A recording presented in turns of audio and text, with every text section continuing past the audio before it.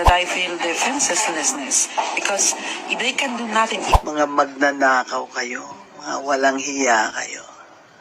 Magandang araw mga kababayan. Hinatulan na nga po ng Russia itong ICC. Abay, ginigipit pa ng Amerika yung kanilang mga bank account, hindi lang po sa Amerika, pati na rin po yung kanilang mga idinipositong pera sa mga dollar account sa kanilang bansa. Kaya nga naman napakabilis ang karma. Ibuti nga po sa mga ito. Dapat ganito yung gobyerno po natin, na kung ginigipit, na kung tayo po ay gustong apihin ng mga dayuhan, dapat ang gobyerno po natin ay umaksyon laban po sa mga dayuhan na nakikialam, lalong-lalo na po sa soberenya ng Pilipinas. Ikaso, bangag nga po yun nasa gobyerno natin, kaya imbes na protektahan ang isang Pilipino, abay ipinaaresto pa po sa mga dayuhan. Kaya nagpapasalamat din po tayo mga kababayan po natin doon sa mga pumerma ng signature caravan, signature campaign para po sa pag-question ng legality po sa pag-aresto kay Presidente Duterte at presyorin ang gobyerno ng Pilipinas sa pamamagitan ng pag-file ng petition sa Supreme Court upang mapabilis na mapauwi si Presidente Duterte sa Pilipinas. Mabuhay po ang lahat ng mga Pilipino na nakikisa po sa signature campaign ng Tay Kami Naman. Okay, balikan natin itong issue po ng ICC mga kababayan po natin. Kasi kaya nasabi natin mga kababayan, no, hindi nga lang po itong ICC ay umiiyak dahil sa hatol sa kanila ng Amerika, kundi dito po sa hatol din po sa kanila ng Russia, at sila po ay pwedeng arestuhin ng bansang Russia kapag sila po ay nakita sa bansang Russia dahil sila ay may warrant of arrest na. At ito po mga kababayan po natin, panoorin po natin ang video ito kung saan umiiyak po at mukhang kawawa po ang isang judge. Itong judge na ito, isa rin ito sa naghatol na hindi po pagbigyan ang interim release ng ating dating presidente. Okay, panoorin natin ito ha. Sanctions from United States are designated to block property and to ban immigration. And essentially, they are intended to block our accounts, bank accounts, not only in the United States, which for me is not of no significance, but also in Europe. But the thing is that in Europe, the accounts we have are in European banks that normally should work independently from any policy from the United States. So at the beginning, I was called from the bank, I wouldn't say the name now, to announce me that they were canceling my credit card and that I couldn't move. O, buti nga sa'yo, putang ina mo, di ba? O, kinansel ang kanilang card, kinansel ang kanilang credit card, hindi po sila maka-access sa kanilang mga dollar account. So, buti nga sa'yo, tangin na kayo ha. Masyado yung ginigipit ang dating presidente. At alam naman natin na kayong mga nasa ICC ay kayo po ay mga bayaran. Kagaya din po sa mga alipores ni Bongbong Marcos, kagaya din po nito mga kongresista na mukhang pera na pumirma po sa impeachment against kay Vice President Sara. Mga mukhang pera ito. Kaya tama talagang sinasabi ni Vice President Sara na yung karma ay dili magsaba. Ito po, napakabilis. At alam nyo mga kababayan po natin, alam nyo, napakarami na nga po yung nangyayari ngayon sa ICC pagkatapos nila arestuhin at ikulong itong ating dating presidente. Yung isang president po ng Venezuela ay talagang nag-withdraw na rin po ng kanilang suporta, ng kanilang membership sa ICC dahil nakita po nila na pwede pala ito gamitin as political prosecution. Pwede pala itong gamitin ng kanilang kalaban sa politika, lalo na po kapag makapangyarihan. So ito po yung ginawa sa ating dating President Rodrigo Roa Duterte na talagang hindi naman po nakakatuwa. At nakikita natin ngayon na yung mga Pilipino po na mga kabayan natin na kahit hindi natin pilitin, sila po ay kusang pumipirma dito po sa Tay Kami Naman signature campaign dahil sa kagustuhan ng bawat Pilipino na makauwi na po ang ating dating presidente. Move any bank account in dollars. I couldn't touch it because they are like a kind of freeze. Nako, Marisa. Well, and then we discovered that I couldn't make even an Uber. I couldn't ask even an Uber meal or an Uber taxi. I couldn't use Western Union, where normally I send money to my country for the maintenance of my house.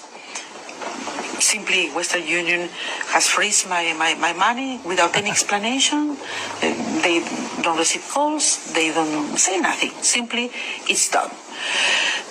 But the most interesting thing or terrible thing here is that the sanctions are not only against us, the judges, for our job, but against our families. In my case, they affected. Di ba, mga kababayan po natin, hindi lang po siya ang apektado sa pag-press ng account nila, kundi pati na rin po ang kanilang pamilya. So yung mga visa po nila sa Amerika, yung pagbibisita po nila sa Amerika, ay hindi na po sila allow. Lalo naman sa Russia. Alam mo, kung ganito rin sana yung ating gobyerno, di ba? Hindi talaga mapaparesto si President Duterte. Dahil unang-una, no, kung hindi nila papayagan ito, wala namang magawa dahil unang-una wala namang pulis yung ICC. Umaasa lang po sa local authority ng bansang gusto nilang ipaaresto ang isang tao po kagaya ni President Duterte. Kaso wala nga, bangag nga po yung ating presidente, mga kababayan po natin. So, ibig sa protektahan ng isang Pilipino dahil sa pagiging ganid sa kim po nila, sa katungkulan, sa kim, sa pera, yung ginawa nila kay President Duterte. At itong ICC na ito, na nakialam, ayan, marisin nyo po. Pambilis ng karma. And also my daughter's visa. I have a daughter who is a high-level professional also, and they sent an email to her saying that prudently they have canceled her visa without any explanation. So to the United States. So preventing her to go in for some capacity building, giving conferences or making business in United States. She's an international lawyer, so it's really the most sad part for me of the sanctions. And also I have heard from my colleagues that the sanctions have affected their husbands, their wives, other children, etc. So this is the worst part. For me, I don't have, I come from Peru in Latin America, and we are not so used to have these digital accounts. I don't have PayPal, I don't have Amazon accounts, but my colleagues, they have, and they now cannot use their accounts. Also in my country, I cannot move my accounts in dollars. They say that I am ineligible to move my accounts, my own accounts. So this is the way we cannot buy flight tickets, etc. Just to highlight that why the judges now and this court is not deterred, because at least in my case, and I think that I am speaking for my colleagues, we don't think, at least me, I am not here because I need a job. I'm not here because I need the money. I'm here because I feel that I have a mission for humanity. The work of... Sinungaling ka, putang ina ka. No? Nandyan daw po sila hindi dahil sa trabaho, hindi dahil sa pera, kundi dahil daw po ang kanyang mission na protektahan ang sambayanan. Protektahan po ang karapatan ng karamihan. Sinungaling ka, putang ina ka. Alam naman namin na ginawa nyo yan dahil sa pera. Diba? Unang-una alam nyo naman na walang kasalanan si President Duterte. Pero bakit nyo pinaparesto? Hindi nyo pinapayagan na magkaroon ng interim release kahit ito po ay sobra na sa senior citizen. Ito po ay 80 years old na. Pero talagang ginigipit nyo pa rin dahil sa pera na binibigay sa inyo ng gobyernong bangag sa Pilipinas. Di po ba? Wala naman kayong sariling pera. Sino yung nagpupundo sa inyo kundi yung ibang bansa o yung miyembro ng ICC, yung pumupundo mismo sa ICC. So dahil ang Pilipinas ay nagpakulong ng isang dating presidente, President Rodrigo Roa Duterte, so sino po yung magpupundo dyan? Di yung gobyernong bangag ng Pilipinas, siya po yung nagpupundo dyan ngayon para patuloy po na mananatili ang ating dating presidente sa loob ng detention ng ICC. At kahit yung kanyang maintenance ay hindi po nabibigay ng tama at hindi po nabibigyan ng tamang oras nga, no? Napakahigpit yung oras sa pagbisita kay President Rodrigo Roa Duterte. Ito ngayon nararamdaman nyo mga putang ina kayo kung paano po ginigipit at kung paano naman kayo ay ginigipit. Di po ba? Ito ngayon, puting asaya. Sige, pakinggan pa natin ang istorya ng malditang ito. Work of the International Criminal Court is for humanity, as Nelson Mandela said. The cause of the International Criminal Court is the cause of humanity. And this is why we are resilient, and this is why we need not only to stand together as judges, but the entire international community needs to do that. Because as such, we are working also, as always, for peace and global security. But still, Peace and global security. Ialam ba nila kung kaano ka-safe ang Pilipinas nung panahon ni President Duterte? Na ngayon ay puno naman ng mga adik at kriminal ang bansang Pilipinas. Ako, alam namin ang ginagawa. I am Latin American, still I am Peruvian. So we are very resourceful people in my country. So I'm having my strategies which I won't reveal. But it is true that living in Europe, where you don't use digital, you don't use cash, it's very difficult to carry out. But none of this have deterred us as judges, because those sanctions are designated to attack our independence as judges, and we are not giving up our independence. Independent daw po sila. Ulol, paano nga naging independent? Ikontrolado po kayo. As judges, we are more united than ever, and we are carrying out our daily functions with the best of our abilities. Although it has impacted the court, the personnel, morale, and etc. But now we are doing well. I think that the court has proven to be very resilient, and the judges as well. Well, I would say that at the beginning it was very difficult, but we gathered with the judges, the affected judges, we gathered with the Dutch authorities, from the Ministry of Foreign Affairs, also from the Economic Affairs. So we asked them to support us in a very practical manner. I remember that I said to these high officials that I feel defenselessness, because if they can do nothing. Yan, tama lang yun po sa inyo. Mga hinayo pa kayo. Dapat nga mas matindi pa yung sanksyon na gagawin sa inyo ng Amerika. Kaya dapat i-close nyo na yung ICC na yan. Dahil yan ay hindi naman talaga para sa humanity. Yan po ay ginagawa nyo lang para kayo po ay makapera. Para gamitin yan sa panggigipit ng mga political opponent nyo, kalaban nyo sa politika na hindi pumapaboro sa inyong agenda. Lalo na po itong kunwari na para po sa humanitarian, na kunwari para daw po for the cause. Pero tingnan nyo po yung ginagawa nyo. O ngayon, nasira kayo dahil sa ginawa nyo na pagpaparesto kay President Duterte. Para kayo mga kababayan po natin sa konting aksyon na ito, no? Sa hakbang na ito na talagang karapatan naman ng Amerika na kayo po ay sanction, palagay ko parang ginagawa nila ito, parang pabor na rin siguro sa kanilang kaibigan at talagang nagtrabaho ng tama na si dating President Rodrigo Romualdez Duterte. Ganon din po itong ginawa ng ICC, mga kababayan po natin.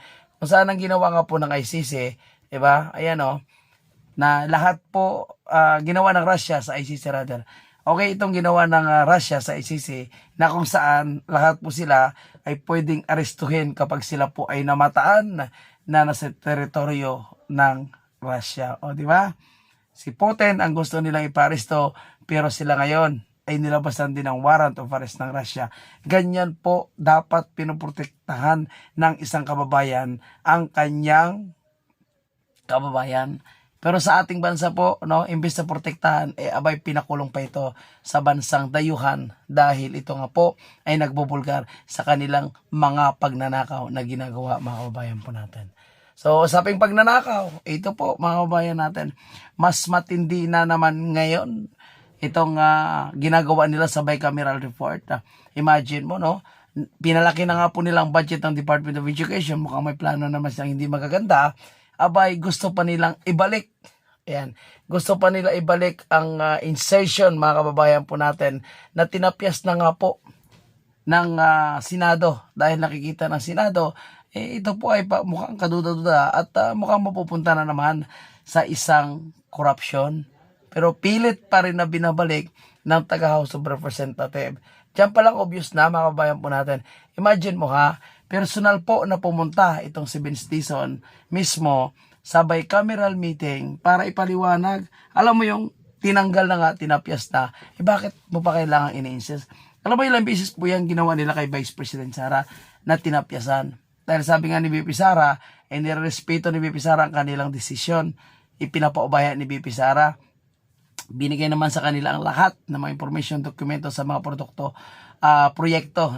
Pero, itinampisan pa rin nila dahil sa issue ng pamumulitika. Never na po sila, no, na personal na pinuntahan ni VP Sara sa bicameral report at nakiusap. Pero alam mo yung Vince Dizon na ito, sobrang kapal ng pagmumukha. Alam naman natin, sino ba yung nasa likod nito? Iniisip nga po ng ating mga kabayan ngayon, baka yung insertion na pilit pinapasok nitong si Vince Dizon, baka yan naman ang kanilang igastos, ipanuhol doon sa mga kongresista na papabor sa impeachment ni Vice President Sara at ibayad sa mga dilawan na sobrang kapal ang pagmumukha. So, dahil sa napag-usapan natin itong bicameral report, yung pagiging king and queen ng House Speaker and itong si Representative Swanseng ng Committee on Appropriation, ito binabanatan po sila ngayon ni Mr. Wina Guanzon, mga kabayan. O mandar na naman ang mga magnanakaw sa Bicam Committee Tama. ng mga piling-pili na mga congressmen at senador. Nako. Ay in-approve lang ng Senado 16 billion para sa farm to market roads. Na DPWH syempre ang gagawa at magkukontrata. Pero sa Bicam, dinoble. Naging 32.6 billion. Talagang So, dinoble na naman nila sa Bicam. Di ba? So, anong gusto nilang gawin? Talagang may plano pa silang pagnanakaw dyan. nakakita na naman kayo ng bagong scam.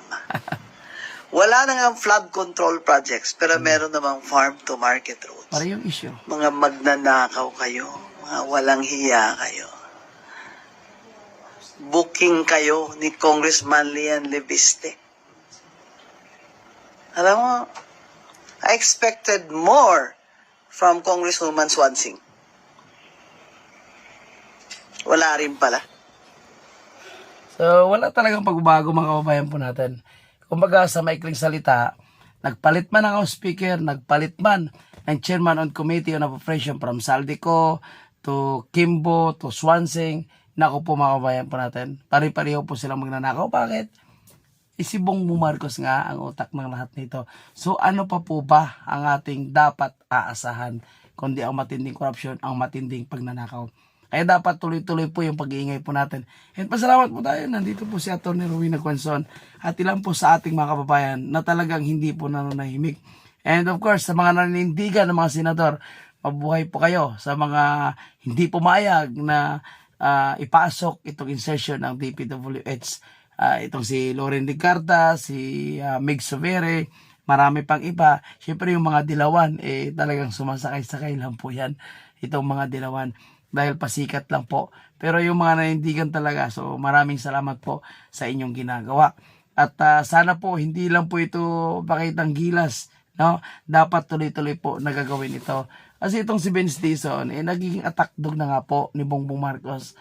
At dahil wala na po silang pagkukunan ng source ng kanilang suhol sa kanilang mga kaalyado, talagang babanat na naman sila sa 2026 budget. Nakita nyo, may nagbalik na nakaraan ng 110 million, tapos may 40 million. So, kanya kalaking pera ang ninakaw po nila. At sa totoo lang, barya lang po yun dahil may mas malaki at di hamak na marami pa silang pera na tinatago dyan. Mali-malita nga po sinasabi ni Saldico na ngayon ay pilit nila pinagtatakpan.